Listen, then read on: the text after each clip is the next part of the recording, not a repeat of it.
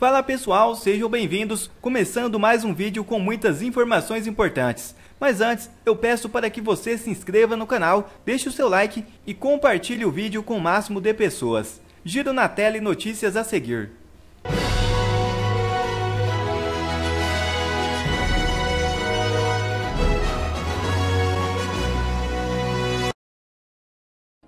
Primeira notícia já na tela. Urgente. Governo Tarcísio pede para aumentar em 8.000% multa de Bolsonaro. É isso mesmo. Em meio à crise da direita, Procuradoria do Estado pede multa por grave violação cometida pelo ex-presidente. A Procuradoria-Geral do Estado de São Paulo recorreu em uma ação em que pede uma multa por violação sanitária de Jair Bolsonaro em São Paulo. O órgão, que é ligado ao governo do estado comandado por Tarcísio de Freitas, pede que Bolsonaro pague muito mais pelas infrações sanitárias do ex-presidente em 2021, quando fez motociata sem máscara no meio da pandemia, violando as regras impostas pelo governo paulista, à época sob o comando de João Dória. Em primeira instância, Bolsonaro foi condenado a pagar R$ 524,59 aos cofres públicos paulistas, pela infração às normas sanitárias de São Paulo. Agora, o órgão comandado por Tarcísio pede que o seu principal cabo eleitoral nas eleições do ano passado pague R$ 43.653, ou seja, 80 vezes mais ou 8.000% a mais do que originalmente foi estabelecido. A informação é do Diário do Centro do Mundo. O pedido é revelado em um momento de distensão entre o bolsonarismo e o governador de São Paulo, em especial após apoio declarado do governador à reforma tributária do governo Lula.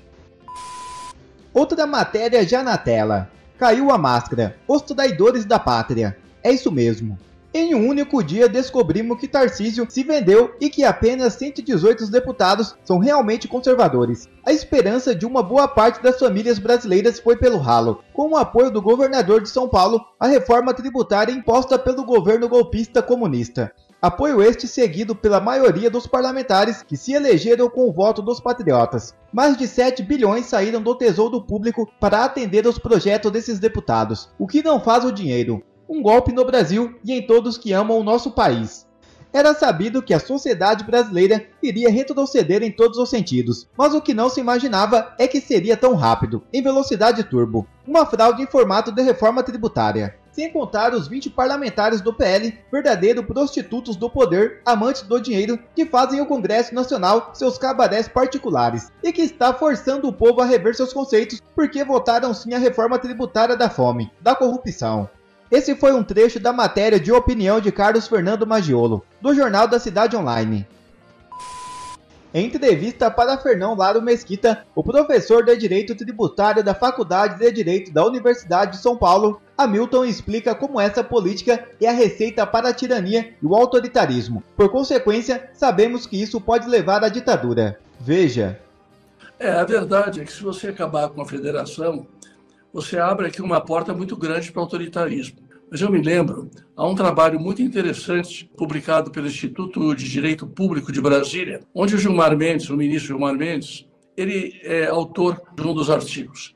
E é um dos autores, e contra, aparentemente, ele como ministro do Supremo Tribunal, ele não pode ser assim ostensivamente contra o projeto, mas é contra, na minha leitura. Ele faz uma citação, não é dele, mas ele fala uma citação interessante, que em 19, na Alemanha, com a Constituição de Weimar, nós tivemos os poderes da Câmara Alta, que representavam as províncias, eles foram retirados e ficaram apenas os poderes da Câmara Baixa.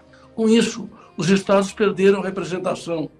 Perdendo a representação, acabou praticamente a Federação Alemã. E o autor continua dizendo, e com isso abriu a porta para o autoritarismo que se seguiu, inclusive o nacionalsocialismo. Então vejam que eu começo, e já falei algumas vezes, até em palestras que tenho feito, que a mim parece que atrás de tudo isso é um projeto de poder. Porque no momento que o Brasil, que os governadores, que os estados perdem poder, alguns diriam, bom, mas eles não vão poder perder poder porque vão ficar com o produto da arrecadação. O produto da arrecadação é muito diferente do poder de você criar o tributo ou não criar o tributo, de você dar uma alíquota de 10 ou uma alíquota de 5, de você dar ou não isenção, você estimular ou não determinada atividade.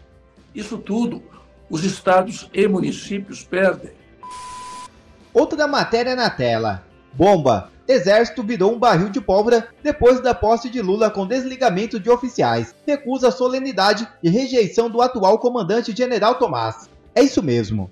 Desde a nomeação do general Tomás Miguel Ribeiro Paiva como novo comandante do Exército pelo presidente Luiz Inácio Lula da Silva, uma situação de caos tem se instalado nas fileiras militares brasileiras. Muitos oficiais se negaram a cumprir ordens e a tropa demonstra grandes insurgências, gerando um clima de descontentamento generalizado. Segundo informações obtidas pelo jornalista Júnior Melo, a insatisfação com o comandante atual tem levado muitos militares a solicitar o desligamento do Exército.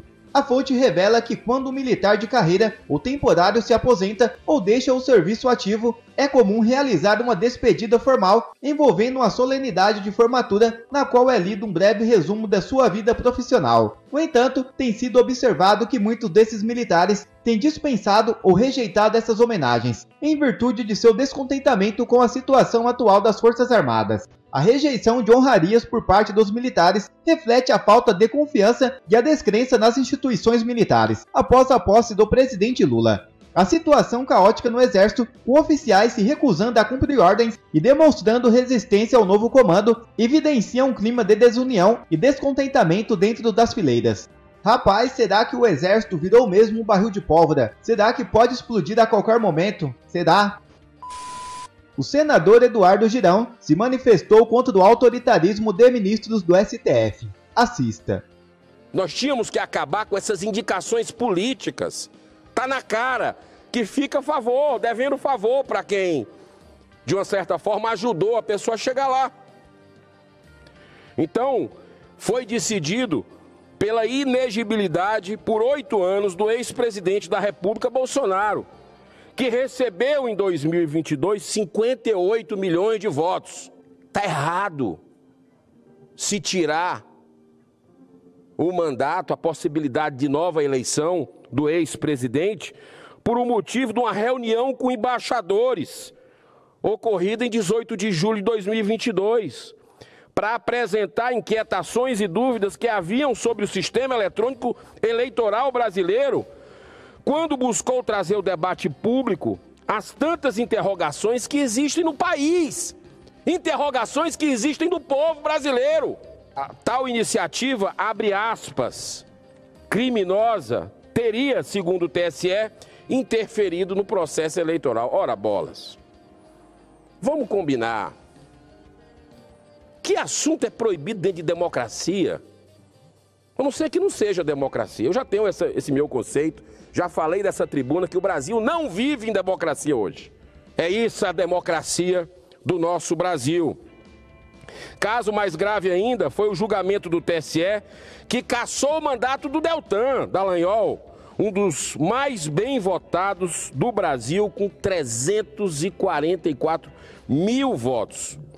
O julgamento, acredite se quiser, levou exatos 1 minuto e 6 segundos e se baseou em suposições, uma verdadeira e escandalosa aberração jurídica. Senhor presidente, tais decisões são o corolário de um processo de ativismo judicial flagrante no Brasil, que há mais de uma década vem tomando corpo, onde o Poder Judiciário vem cometendo sucessivas arbitrariedades, contando com a aquiescência do Congresso Nacional e principalmente dessa casa, que tem o poder de coibir abusos cometidos por ministros das Cortes Superiores do país.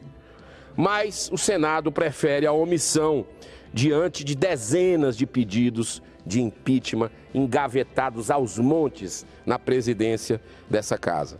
Tudo isso é muito grave e a população tem acompanhado com muita apreensão, porque sabe que na Venezuela, olha o que eu comecei a falar nesse discurso, sabe que na Venezuela o poder judiciário foi aparelhado e instrumentalizado para legitimar a ditadura sangrenta que lá vigora até hoje. Enquanto aqui, o presidente Lula tenta proteger e defender o ditador Nicolás Maduro dizendo que é muita narrativa sobre o que acontece lá. Tá de brincadeira. Tá de brincadeira com o cidadão de bem do Brasil.